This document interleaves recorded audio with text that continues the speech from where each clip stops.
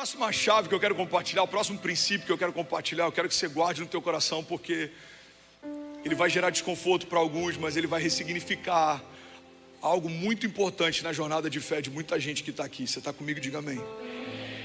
Sabe, tem muita gente que tem medo de crescer, porque viu muita gente que quando cresceu se perdeu. É inconsciente. Tem muita gente que tem medo de prosperar, porque conheceu muita gente que quando prosperou se perdeu. Eu conheço pessoas, pastor, que quando o ministério deles floresceu, eles se perderam. Eu conheço pessoas que quando eles prosperaram na América, a família se dissolveu. E a gente acha que é perigoso crescer. Mas eu quero te lembrar que tão perigoso quanto crescer, ou às vezes até mais perigoso do que crescer, é você não se tornar o que Deus te chamou para se tornar. Porque é nesse lugar que a gente começa a ser vítima da comparação, da inveja. É nesse lugar que a gente começa a semear desonra, desabilitar a unção do ambiente em que a gente está. Deixa eu abrir um parênteses, deixa eu liberar um princípio, guarda isso aqui. Da mesma forma que a honra estabelece um ambiente sobrenatural, a desonra desabilita a unção. A Bíblia diz que Jesus na sua terra, na sua cidade natal, não pôde fazer muitos milagres, porque não criam que Ele era quem dizia ser. Irmão, a Bíblia não está dizendo que Jesus não quis, não é uma vontade. A Bíblia está dizendo que Jesus não pôde, é um impedimento. A desonra cria um impedimento, a desonra desabilita a unção. Alguém está comigo? Diga amém. Qual é o problema de crescer? Você vai ter que lidar com o crescimento. Mas qual é o problema de não crescer? Você vai ter que lidar com a comparação, com a inveja, com a dor, você vai ter que lidar com muitas coisas que são tão difíceis quanto o crescimento. Então pega essa chave aqui, você está comigo? Diga amém. Quando roubamos a glória de Deus, você rouba a glória de Deus quando você não se torna tudo que Deus te criou para ser. Quando roubamos a glória de Deus, roubamos a glória de Deus quando não nos tornamos tudo que Deus nos chamou para ser. Você não rouba a glória de Deus quando você se torna grande e esquece dele. Você rouba a glória de Deus quando você prefere ser pequeno do que se tornar tudo que Deus chamou para ser. Como Davi roubaria a glória de Deus? Se Davi falasse, não, eu não quero ser aquilo que o Senhor me chamou para ser, eu não quero viver aquilo que o Senhor me chamou para viver, eu não quero ver o cumprimento das promessas que o Senhor estabeleceu sobre mim, eu prefiro permanecer no lugar onde eu estou, eu prefiro me diminuir para caber. A glória de Deus na história de um homem foi apagada porque alguém não se tornou quem Deus te chamou para ser. Você está vendo nesse LED uma borboleta ali voando? Ela não rouba a glória de Deus quando ela se torna o mais belo que ela poderia ser. Ela rouba a glória de Deus quando ela prefere rastejar ao invés de voar, porque tem medo de crescer.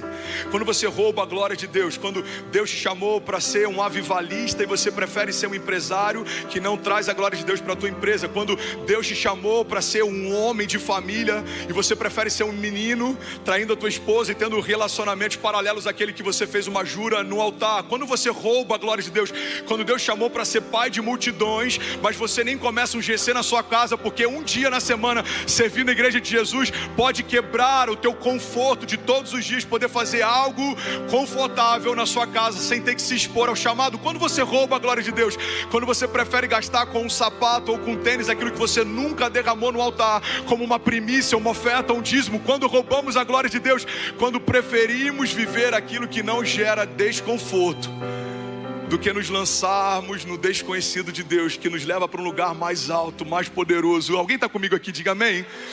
Irmão, como 2024 vai ser o melhor ano da minha vida? Quando eu me tornar aquilo que Deus me chamou para ser. Existe uma agenda de Deus para você nesse ano. Deus estabeleceu lugares, Deus estabeleceu conexões, Deus estabeleceu alianças, Deus estabeleceu recursos. Existe um projeto de Deus para esse ano. Então, antes de estabelecer a tua agenda, consulte a dele. Deus tem pensamentos que são mais altos que os nossos. Deus tem caminhos que são melhores que os nossos. A palavra de Deus diz, eu bem sei os pensamentos que tenho a respeito de vocês, diz o Senhor. Pensamentos de paz e não de mal, para te dar o fim que você deseja. Alguém comigo aqui? Diga amém. Sabe, a gente olha para um ambiente, a gente percebe que uma árvore frondosa que daria sombra para muita gente se torna um objeto estético que está só enfeitando a prateleira de alguém. É nesse lugar que você se coloca quando deixa de se tornar quem Deus te criou para ser. Fico imaginando a quantidade de avivalistas que Deus chamou e não disseram sim para o seu chamado. A quantidade de homens de Deus que foram chamados e não disseram sim para o seu chamado. Quando a gente olha para Hebreus 11, a galeria dos heróis da fé, a Bíblia não numera ali, não lista ali, não cita ali a quantidade de homens que Deus chamou. A Bíblia lembra da quantidade de homens que responderam o chamado que Deus fez. Hebreus 11 poderia ser 3 vezes maior, 10 vezes maior, 40 vezes maior, se todo homem que Deus chamou tivesse dito sim para o chamado que recebeu. Mas por que a Bíblia não cita todos que Ele chamou? A Bíblia só cita aqueles que Ele respondeu. Porque a história não perde tempo para lembrar de quem não teve tempo com Deus. E como foi a história fala alguém aí, fala algum nome que não está na lista de Hebreus 11. História de Diego, está em Hebreus 11? Não, por quê? Porque se algum Diego foi chamado naquele momento, certamente não respondeu, a Bíblia não se lembra dele. Por que a história não fala de Josafá, ou não fala de algum outro nome que a gente não lê em Hebreus 11? Porque mesmo que tenha sido chamado, não correspondeu ao chamado que teve, mas José é citado, Daniel é citado. Pergunta que a gente precisa fazer nesse 2024 é: se Deus está me chamando para algo, se Deus está me confiando algo, como que vai ser meu 2024? Vai ser segundo a agenda de Deus ou vai ser segundo a minha agenda? Irmão, 2024 é o primeiro ano da minha vida em que eu não tenho uma picture em relação ao que eu vou viver no próximo ano. 1º de janeiro de 2024, eu, a Kezinha e o pastor Rony Oliveira, o profeta Rony Oliveira, a gente entrou numa sala, a gente ficou quase 1 hora lá e eu falei: profeta, eu queria muito que você orasse por mim, porque eu estou angustiado, eu estou em cólicas. Ele falou: o que está acontecendo, Fernandes? Eu falei: é o primeiro ano da minha vida que eu não tenho uma imagem sobre o que Deus vai fazer no próximo ano. E eu estou em crise porque Deus me usa como um homem visionário. Então eu sempre aponto uma visão e quem está junto comigo persegue ela. Eu sempre entendo de Deus uma visão e a gente vai com convicção atrás dela. Mas pela primeira vez eu não tenho uma visão clara sobre esse próximo ano. E ele diz: você é a segunda pessoa que fala isso comigo e eu estou vivendo a mesma crise. Tem 10 dias que eu só vejo uma tela em branco e Deus não comunicou nada sobre 2024. Mas eu tenho uma palavra para você, que foi a palavra que o Senhor me deu. Todas as vezes que Deus não mostrou algo para algum homem de Deus, é porque Ele quer levá-lo para um lugar de dependência ainda maior. Quando Ele disse para Abraão que era para sair do lugar que ele estava, Ele não disse para onde ele iria, Ele só disse onde não deveria mais permanecer. 2024, Fernandes, eu creio que vai ser um ano de total dependência de Deus. Dependeremos dEle para tudo. E eu quero declarar em nome de Jesus: se você se sente confortável em estar nesse lugar de total dependência de Deus, vão ter meses que você não vai saber o que fazer no dia seguinte, mas não vai faltar direção. Vão ter momentos que você não vai saber se é para fechar ou não esse negócio, se é para entrar ou não nessa sociedade, se é para investir ou não nesse mercado, mas não vai faltar direção.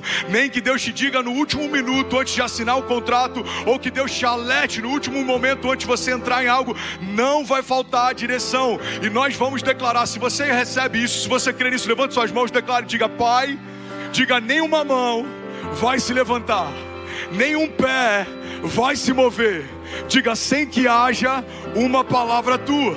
2024, eu e a minha casa escolhemos depender do Senhor para tudo.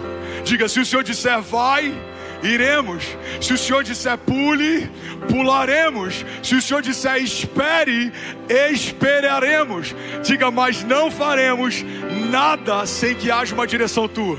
Diga: eu e minha casa pertencemos ao Senhor, confiamos no Senhor, descansamos no Senhor, aguardamos no Senhor, e nós vamos viver pelos olhos da fé ainda esse ano o maior romper da nossa história, em nome de Jesus. Se alguém crê nisso, irmão, pelo amor de Deus, libera um brado de liberdade no teu lugar.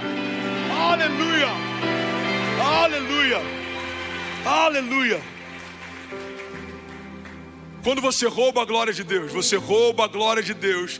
Quando você escolhe não se tornar aquilo que Deus te chamou para ser, você rouba a glória de Deus. Quando Deus te confia uma família e você prefere ser um menino solteiro por anos, você está com 40 anos e você ainda não decidiu se quer casar ou não. Você está namorando há 10 anos, há 7 anos, você ainda não decidiu se quer ir para o altar ou não. Você vive dando desculpas para se posicionar, irmão. Roubamos a glória de Deus quando queremos viver na terra do nunca. Roubamos a glória de Deus quando não assumimos responsabilidades. Roubamos a glória de Deus quando vivemos adiando um chamado. Você não adia uma viagem, você não adia uma compra, você não adia um consumo, mas vive adiando um chamado de Deus. Quando eu terminar essa casa, eu me envolvo com a igreja. Quando eu terminar a faculdade, eu me envolvo com o chamado. Quando meus filhos se criarem, eu me envolvo com as coisas de Deus. Não, você não tem tempo para perder, porque Deus te chamou para viver hoje algo com Ele. Então não adie aquilo que Deus te chamou para viver hoje.